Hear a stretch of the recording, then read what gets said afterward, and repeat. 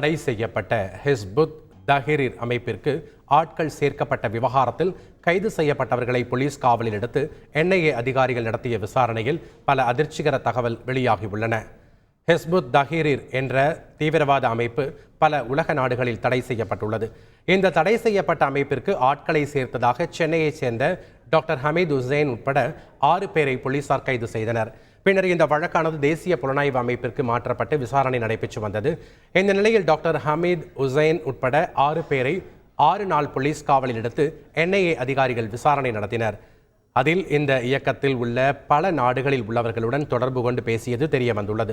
மேலும் பல்வேறு செல்போன் எண்களை பயன்படுத்தி வாட்ஸ்அப் குழுக்களை உருவாக்கி அதில் ரகசிய யூடியூப் லிங்க் கொடுத்து இணைய வழி சந்திப்பு மற்றும் மூளைச்சலவை செய்ததும் தெரிய வந்துள்ளது. செய்திகளை உடனுக்குடன் தெரிந்து கொள்ள உடனே சப்ஸ்கிரைப் பண்ணுங்க.